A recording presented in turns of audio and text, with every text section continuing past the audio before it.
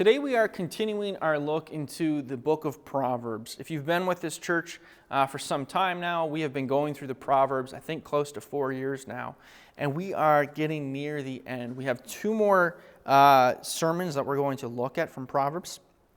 Today we are in Proverbs Chapter 31, verses 1 to 9. And the next time we come back to Proverbs, we will do the other half of 31, and then that is the end of it.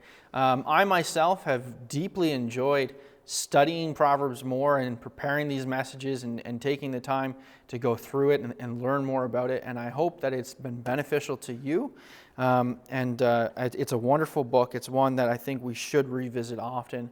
There's so many, it's wisdom literature. There's so much we can gain from it. When we're concluded with Proverbs, we're going to move into Ecclesiastes, as well as we're teaching from 1 John. And then Pastor Tim is doing a number of books as well as he goes through those. So, I am reading from the English Standard Version. I'm going to say a prayer. Although this is pre-recorded, I do encourage you to take a moment and pray with me, just to prepare your hearts ready and focus on the teaching for today. Lord, I love you, and I thank you for your word. I thank you, God, that we are able to learn from it. We're able to take this book, thousands of years old, and apply it to our life. Thank you, God, for my brothers and sisters. And I just ask that you would help us to honor you in all that we do. May we draw close to you. Love you, Lord. Amen. So, Proverbs chapter 31, verses 1 through 9, reading from the English Standard Version, it reads, "The words of King Lemmel, an oracle that his mother taught him.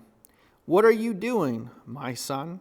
What are you doing, son of my womb? What are you doing, son of my vows? Do not give your strength to women, your ways to those who destroy kings. It is not for kings, O Lemmel. It is not for kings to drink wine or for rulers to take strong drink, lest they drink and forget what has been decreed and pervert the rights of all the afflicted. Give strong drink to the one who is perishing, and wine to those in bitter distress. Let them drink and forget their poverty, and remember their misery no more. Open your mouth for the mute, for the rights of all who are destitute. Open your mouth, judge righteously, defend the rights of the poor and needy." That is our text for today. It's a good text, and although I am not a king, you are most likely not a king, this text is still applicable, and there are still certainly things that we can learn from it and apply to our life. And so let's take a look at that. First question we might want to ask is, who is Lemmel? Because if you haven't looked at this before, you probably haven't seen his name before. And so King Lemmel, there's two schools of thought on that. The one being that this was a king from an Arab nation called Mesa, and that is where he is from. And then the other one that I think is more accepted and more people seem to stand with is the idea that this is simply King Solomon, that this is another name that he had. And when we look through the Bible, this is not an uncommon thing for people to either change their names or have nicknames or have multiple names that apply to them. Abraham became Abraham, Saul became Paul, Peter and Peter Simon, and even Peter and Cephas and whatnot. And so, and the idea of Lemmel meaning to be dedicated or to belong to the Lord. And we look at Solomon and so much of his life, he did fail at the end, and we're going to discuss that today. But so much of his life where he was a man after God's heart. He pursued wisdom and knowledge, and he was honorable in the sight of God, and he belonged to the Lord until he didn't. But anyhow, so there's that idea. Now, we really don't know, but that's what we do know. That's the ideas that are out there. Then there's the point of who this oracle, who this piece of wisdom is coming from. And this isn't the main point for today, but it is a micro point that I do think is worth exploring just for a moment, and that is that this is written from his mother. Now, if you can think of your own mother, Or if you are a mother and you can think of your children, there's a unique bond, there's a unique love between a mother and her children. In most cases, I know that there's some unhealthy exceptions, but the majority of the time, the love that a mother has for her child is one that puts the child before herself. One that the advice that she would give to the child is not for her own benefit or for manipulation or anything like that, once again in a healthy situation, but rather that the child would do good under the counsel of his mother. And why do I say that? I say that because we need to consider the source. When we are given wisdom, when we are given counsel, when we are given correction or instruction or anything like that, one of the things that we need to do is consider the source. Because a lot of the times, and we're going to see this in the teaching today, the source of wisdom is actually to manipulate you, to bring you down, or to use you for someone else's purposes. And it's not to your benefit. It's not to the glory of God. And it's not to be listened to. And so we need to consider the source. Now, in saying all of this, this is written, she says, what are you doing, my son of my womb, son of my vows? This is a mother who loves her child and is giving him very solid and very wise counsel that he should have listened to if it was Samuel, and that we certainly, and that Solomon, not Samuel, and that we certainly can listen to today as well. So that's a micro point. Let's move on. Let's look at the meat of the text for today. The mother gives a warning to her child. She says 3 things that he needs to be cautious of. That would be that he is not to give his strength to women, that he is to be careful of those who destroy kings, and then there is a warning against the consumption of wine and strong alcohol. And so let's take a look. Let's consider those. The first one being, do not give your strength to women. What does this mean? Does this mean that if you are walking down the street and you see a woman struggling to carry a heavy box up her stairs into her house or into her car or something like that, that you're not to go over and offer your strength to help her? No, of course, that's not what this means. Absolutely not. And you should. You should help them when you can. You should help people when you can. And so what does this mean? Well, it's sexual, actually. It's sexual in nature.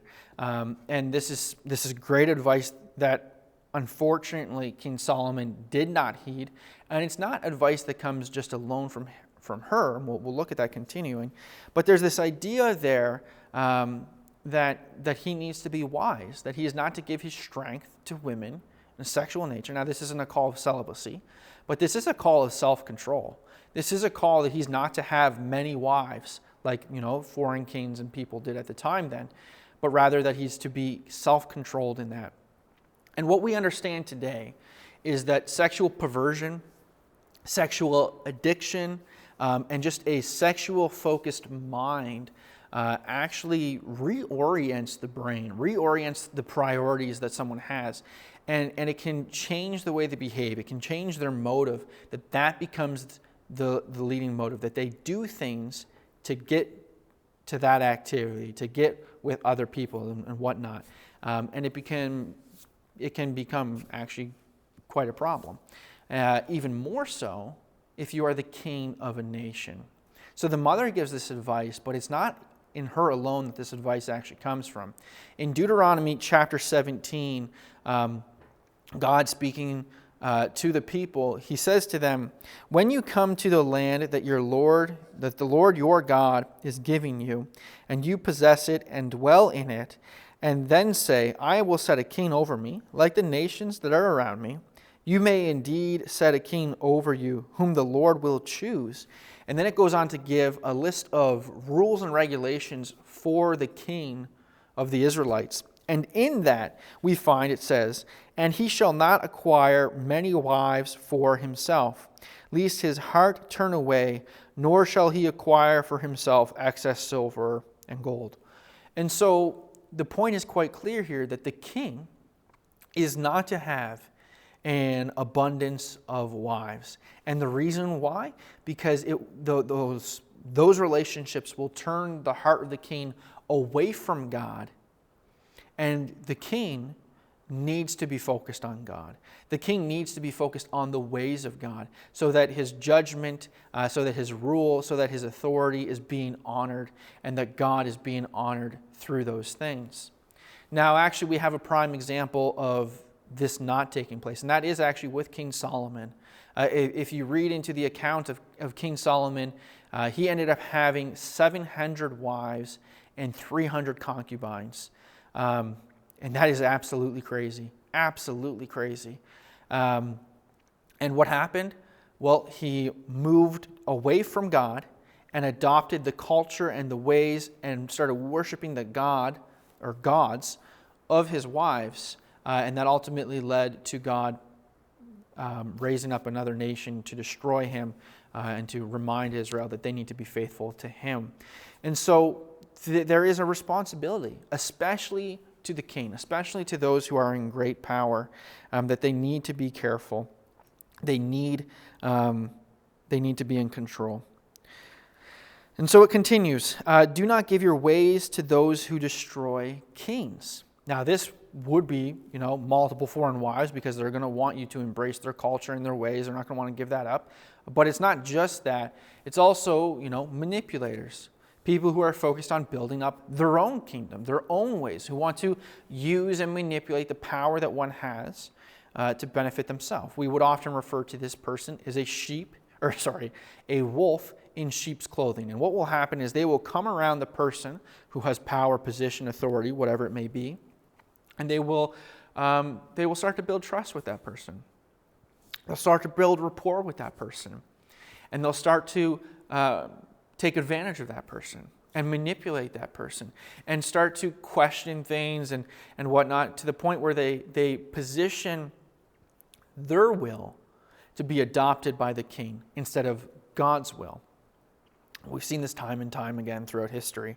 And we can actually see it just in a natural way. This is natural. That when people have position, power, resources, authority, status, whatever these things are that we can kind of clump together, people will come around them to manipulate them. A prime example of this would be someone who inherits or wins an insane amount of money.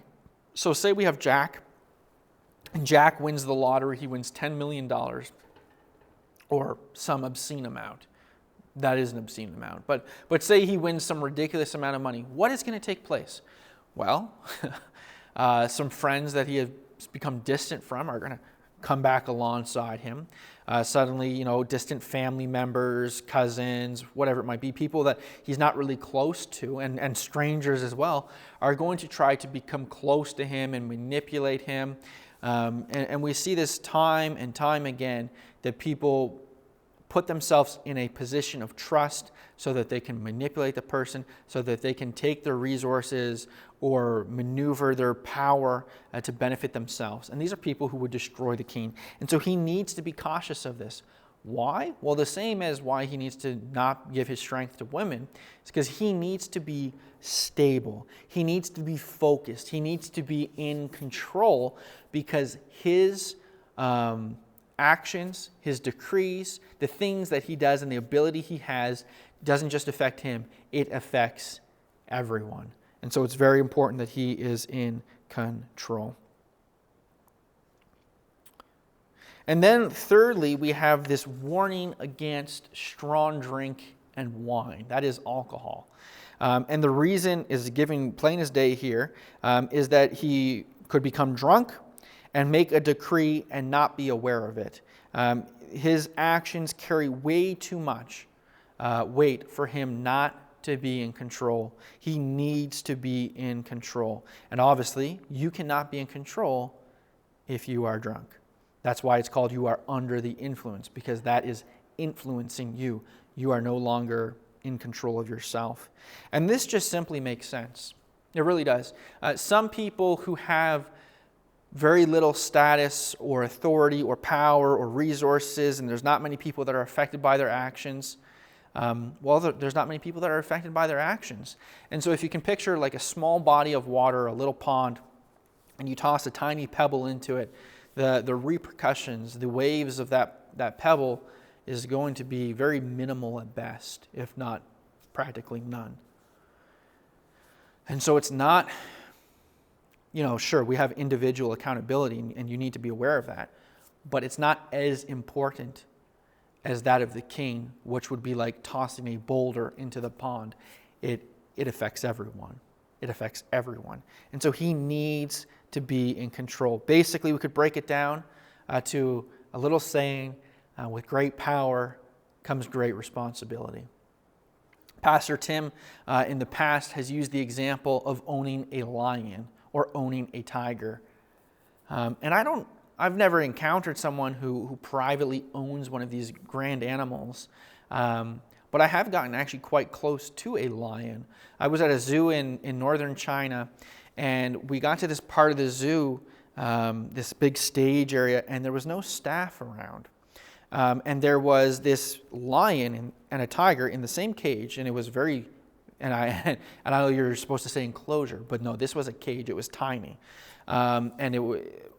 Looking back, it probably wasn't the brightest idea to get that close to this animal, but I got within reach of this animal in this little cage, and the thing's head was way bigger than I ever imagined it could be. And just listening to it breathe was terrifying.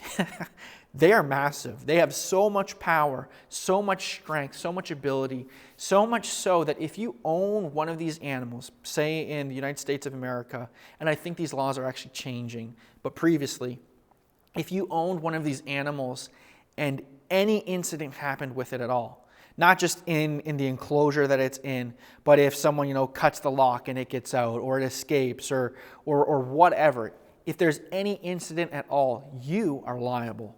You are held responsible. Even if you were not even in the state that day, you are responsible. Why? Because you chose to have a creature that has that much capability of power and destruction and is that strong.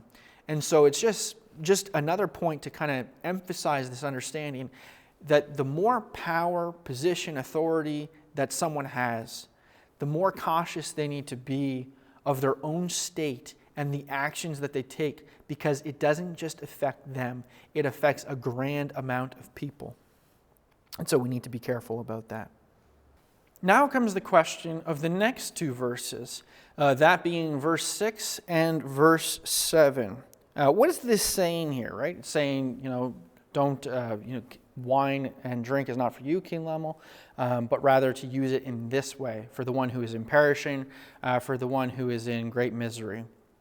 And that is where that is to be given. Does this mean that you can come home and say, oh man, I had a real hard day at work, and then proceed to get drunk? Absolutely not. Let's make this perfectly clear. One thing that we see taught throughout the Bible is that drunkenness is not righteous, that drunkenness is sinful, that it is to be avoided, it's sinful. So as Christians, that is not acceptable. It's not something that we should be doing. We should not be getting drunk. Why? Well, you have no self-control when you're drunk. It's quite clear. And the repercussions of people's actions when they have been drunk have caused nothing but harm, really, throughout human history and modern day as well. What this is saying is actually more of a medicinal thing. If you can remember when Christ was on the cross, if you go back to the Gospels and you read those accounts of Christ on the cross, so he's been whipped, he's carried his cross up, he's been nailed to it, he's been put up there, and they do this thing where they take a spear, and they have a sponge on the end of it, maybe not a spear, but a stick, some sort, and they have a sponge on the end of it, and it says they soaked it in sour wine, and then they lifted it up to him to drink. Now, Christ actually refused it, which is interesting. But what was the point of that? You have this way of execution that is extremely painful, drastically painful. And really the only piece of mercy, if we want to use that word for it, that I see in this is them giving this offer, this is something they would do, of this wine to the person hanging there. Why? To numb the effects. It was a medicinal thing. The other piece of mercy, if we want to use that term, I don't really like it, but was where they would break the knees. It would speed things up and the suffering quicker, really. But this is a medicinal idea. This is the idea of, someone who gets into a plane crash in the mountains and they're there, and someone who's, didn't get injured in the flights there, and it's like, this person's clearly, they're going to die and they're in great pain. And there's no medication, there's no aid you can give them, but there's like the little bottles of alcohol, and they give that to them to numb the pain as this person passes away. That's what this is talking about. The one who is perishing. That's not an exaggeration. It's the one who is perishing, that they would have that in a medicinal way. And so that's what we're looking at, is this medicinal thing. But also that there was recreational drinking. I mean, that was normal. I mean, there was just the drinking that took place of not drunkenness, but they were just drinking. And then there was, getting drunk to forget your problems kind of thing, which a lot of people still do in our world today. It should be avoided. And so the warning that she gives is that, this is not for you. And we can take that idea and certainly translate it to ourselves. And I mean, the Bible is clear, do not get drunk. Like, it's not something that the Christian should be doing. But also that this idea of stepping away from your problems is only really available to a certain degree, dependent upon the level of responsibility that you have. What do I mean by that? Well, I can think back to, the last 2 years where we've been dealing with COVID. I mean, we've been making these videos, and we would plan events, and then we'd have to cancel them because of new regulations and this juggling act that's been going on. And it has been quite stressful, especially as someone who is highly extroverted as myself. It's been a pain. It's been it's always there. It's something that you're always focusing on. And probably one of the best weeks that I've had in the last 2 years was this past fall, where I had a moose tag for a hunt, and I got to go up there. And it wasn't even that we got a moose that made the week that great. It was the fact that I lived for a week, and it was like COVID didn't exist. No one talked about it, really. We spent the day in the woods, and we spent the nights in our cabin. And life was simple. And it was great that I was able to take that time to just sit back and relax and not have anything associated with that, and really no work and whatnot, and just have that break. But if you're the leader of a nation, for example, you really don't have that opportunity. Like, you have to be working. There's we're in a pandemic, and so we need to be aware of that. And those leaders have a higher responsibility. To bring this down to a simpler, more applicable understanding for ourselves, if it's supper time and you have to get supper ready for the kids, and the dishwasher's full and needs to be emptied, and then you got to put the kids to bed and brush their teeth and make sure everything's going good, that is not the time for you to be like, you know what, I'm going to sit down on the couch and play video games for 3 hours. No, you have responsibilities in that moment. You have people, especially if they're young children, who are actually dependent on you to feed them, to clean them, to get their teeth brushed, to read them a story and put them in bed and take care of them in that way. Once all that is done, then you can take your break. The Ecclesiastes, right? There's a time for work and there's a time for rest. And so we see this, and we need to understand that our responsibilities make it so that we have to honor those responsibilities that we have. Be mindful of your actions. Now, you're not a king, but you do have people who are under your care, people who you are responsible for. And it's not just me saying this. This is actually a biblical expectation. In 2 Thessalonians, it says that if a man can work and he doesn't work, not to feed him. There's an expectation that if you can work, you should be working. And then in Colossians, it says that we should do all that we do, all the work that we do, we should do it as if we are doing it for the Lord. So the quality of our work is to be good, as if we are doing it for God. And so we just can't simply take a break when we have things to do, when there is responsibility to be done. There will be a time for rest, but when it's time for work, we need to honor that and we need to do it appropriately. And so then there's the question of what should be done with the power, authority, dominion, and whatnot that has been given to people, especially those in high authority. Well, the text continues and it answers that, at least for the king. It says that the king is to be a voice for the mute, to protect the rights of the poor, not to stay silent on issues, to judge righteously, and to once again protect the rights of the poor and the needy. And so the king is in a unique position. The king at this time period, it wasn't that he just sat in the palace and made decrees, but people would bring their cases to him, and he would be the judge of those cases, and he would give the rulings on those. And so he needs to operate in a way that is just. Now, not many of us here are in that situation where we need to make grand judgments and decrees and that kind of thing. And so, well, how does this translate to us? I think the story of the Good Samaritan is actually a great example of this. Jesus is teaching this parable, and he talks about this person who was beat and left to die on the road, and a number of people who should have helped, came and saw him there and moved to the other side and carried on about their day, not offering any aid. And then it was the Samaritan, this person who was looked down on, who was to be avoided kind of thing, who came across, and they picked him up, put him on their donkey or horse, whatever it was, and brings them to a stable and gives his own money and says, whatever this person needs, take care of them and charge it to me. And he offers care to them. Well, how does this connect with this? When you encounter someone who is in need and you have the ability to help them, you should help them. Really, you just should. You should speak for those who cannot speak in a literal sense.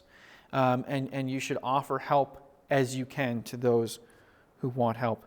Now, in saying that, we also need to make the statement that there will be those who will not accept your help. And the Bible's quite clear on this as well. And it actually gives us an idea of what we are to do in those cases. And I know this is a lot easier said than done, and I've been there, and it's hard, but it's biblical. The Bible's talking about when they're going among the Israelites to present the gospel. They go into a town or a house where they do not accept the gospel. It says to shake the dust off your feet and move on. And presenting the gospel to someone is the greatest help that you can give to them. Then there's the idea where Jesus says about throwing pearls before swine. This idea of you have something extremely valuable, and then you throw it out to these pigs, they're not going to know what it is. And there's another side of it too, that you have something that is valuable, this idea of wisdom, of good advice, of good counsel, of your help. And you present that to these people, and they don't see it as that. And the interesting thing about that saying, right, pearls before swine, it actually continues, that they will turn and charge you, because they think that you're actually attacking them. And a lot of the times with our Christian aid and our Christian counsel and our help, people in the world will not see it as help. And the wisdom that we give them and counsel and love that we give them, they will actually see as an attack and retaliate in that way. And so we need to be careful. We need to be cautious of that and ask ourselves, am I using my resources? Am I using my time? Am I using my wisdom and ability honorably? Am I being a good steward of that? Am I honoring God in that? But when you can help someone and they want your help, you should help them. Absolutely. And so the application is quite simple, actually. Be mindful of your actions and your influence. Don't allow your actions, your influence, and your ways to be corrupted by the way of the world, by wolf in sheep's clothing, by perversions that change you to move you away from God. But be mindful of your actions and your influence. Help when and where you can. And if you have authority, status, and power, guard it from those who want to use you and that power for their ways. Solomon, as I said, this is most likely who this was written to, or written by, passed down from his wife, or passed down from his mother. He had 700 wives. He had 300 concubines.